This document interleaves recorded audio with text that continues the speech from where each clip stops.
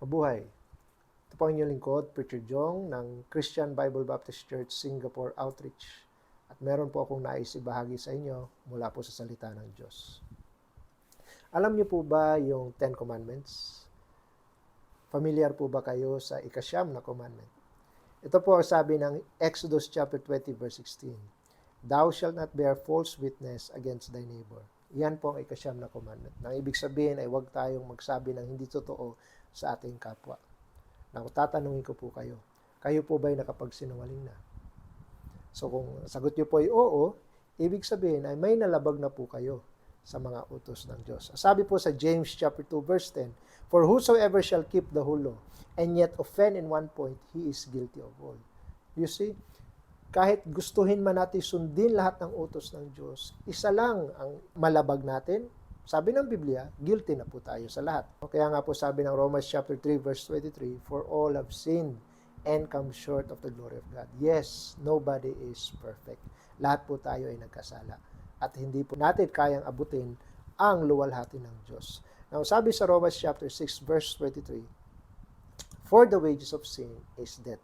Ang bayad ng kasalanan ay kamatayan. Now, ano itong kamatayan na ito? Sapagkat wala namang bumabagsak sa lupa pag siya ay nagkasala. Sabi po sa Revelation 21 verse 8, and all liars, you see, lahat po ng lumabag sa ikasyam na utos, shall have their part in the lake which burneth with fire and brimstone, which is the second death. Lahat po ng sumuway sa ikasyam na utos ay may bahagi sa lawa ng apoy na siyang ikalawang kamatayan. Kaya kung tatanungin ko po kayo, pagsisunungaling lang po ba ang kasalanan natin sa harapan ng Diyos? O marami pang iba? Diba? So kung honest lang po tayo sa ating sarili, marami po tayo kasalanan sa harap ng Diyos. At ito po nakakabahala. Nasabi ng Hebrews chapter 9 verse 27, and as it is appointed unto man once to die, but after this the judgment. Once to die, isang beses lang po tayong mamamatay. Hindi po nakakapag tayo mabait, at pag tayo namatay, magiging tao tayo uli. At kapag ikaw naman ay salbahe, ikaw ay magiging hayop. Hindi po. Isang beses lang po tayong mamamatay.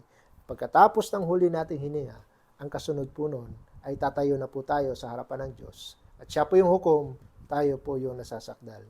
At kung tatanungin ko po kayo, sa kalagayan niyo po ngayon, masasabi niyo po ba na sa langit pupunta ang inyong kaluluwa kapag kayo namatay? Na kung sasabihin niyo po ay hindi, ay nais po namin makatulong. Pero kung sasabihin niyo naman ay, Brad, marami naman akong kabaitang nagawa. Marami naman ako taong natulungan. Ang kabaitan ko ay ganito, ang kasalanan ko ay ganito. Pero ganun pa man, sabi ko nga po kanina, ang bayad ng kasalanan ay kamatayan sa impyerno. So, ibig sabihin, kahit gaano pa po tayo kabait, ito po yung ating kabaitan, kakapiranggot ng ating kasalanan. Yung kapiranggot na kasalanan po natin, yun po yung magpapahamak sa atin papuntang impyerno. Sapagkat yun ay dapat nating bayaran. Ang kabayaran ng kasalanan ay impyerno.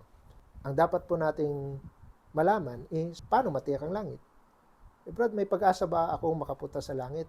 Alam ko naman na makasalanan ako. Anong pag-asa natin? May pag-asa po tayo.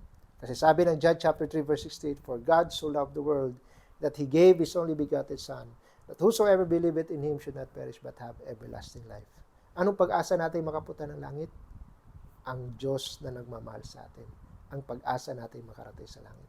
Dahil may Diyos na nagmamahal sa atin, makakaasa tayo na gagawa siya ng paraan para makapunta tayo sa langit. Dahil kung hindi tayo mahal ng Diyos, hayaan niya lang tayo mapunta sa impyerno. Pero gumawa siya ng paraan. Binigay niya ang kanyang bugtong na anak, nang sinumang manampalataya sa kanya ay hindi na mapahamak sa impyerno, kundi magkaroon ng buhay na walang hanggan sa langit. You see, gumawa siya ng paraan. Binigay niya si Jesus para magbayad ng ating mga kasalanan. Sabi nga ng Bible sa Romans chapter 5 verse 8, but God commended His love toward us. Okay? Nabanggit na naman po yung pag-ibig ng Diyos. In that while we were yet sinners, Christ died for us. So you see, habang tayo makasalanan pa, si Kristo ay nagbayad na ng ating mga kasalanan. Hindi sinabi ng Bible na kapag mabait ka na, saka ka ililigtas ng Diyos. Kapag matino ka na, saka ka ililigtas ng Diyos. Kapag palasimba ka na, saka ka ililigtas ng Diyos. Hindi po. Habang tayo'y makasalanan pa, si Kristo ay namatay para sa atin. Now, Brad, paano kung masasabi na sa langit ako pupunta, baka mamaya lang makagawa ako ng kasalanan? Baka bukas, makagawa ako ng kasalanan. Baka susunod na linggo, makagawa ako ng kasalanan.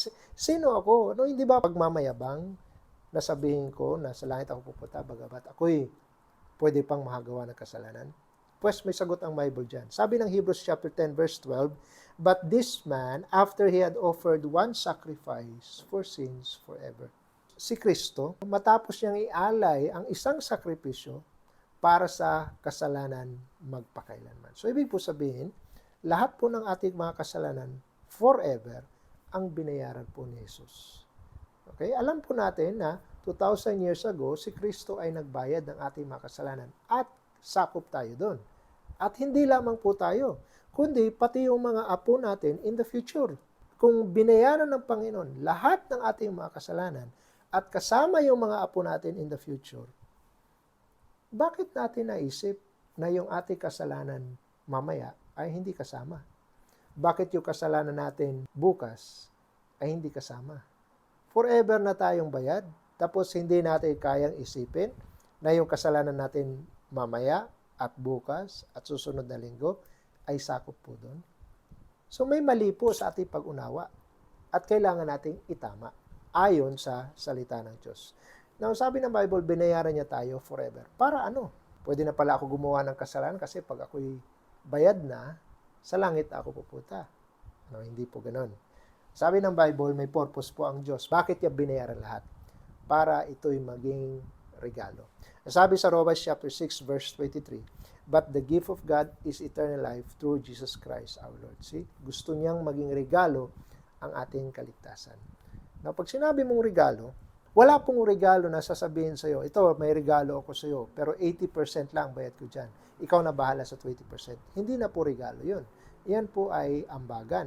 At wala pong magsasabi na, ito, may regalo ako sa'yo, pero tumbling ka muna. Hindi na po regalo yun. Bakit? Kasi may kondisyon. At wala pong magsasabi sa'yo, no, ito, may regalo ako sa'yo, pero pag nagkamali ka, babawiin ko yan. So, hindi na po regalo yun. Ang regalo ay kusang loob. Ang inaantay na lang is yung ating pagtanggap para iyong maangkin. Pero anumang regalo na wala pa sa iyong kamay, of course, yung maangkin. Kaya kanina, tinanong kita, check mo na ba na sa langit ka pupunta? Paano mo nga naman maangkin na ikay ligtas na kung hindi mo pa natatanggap ang buhay na walang hanggan?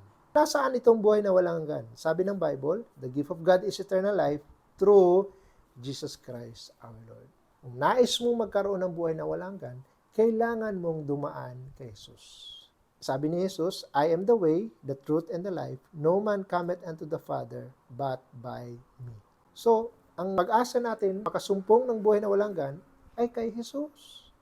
Romans chapter 10 verse 13, "For whosoever shall call upon the name of the Lord shall be saved." Now, ano ba ang pangalan ng Panginoon? Matthew chapter 1 verse 21, "And thou shalt call his name Jesus, for he shall save his people from their sins." Ang ibig sabihin ng pangalan niya ay tagapagligtas ng kasalanan. Kaya sinabi ng Bible, at sino mang tumawag sa pangalan ng Panginoon ay maliligtas.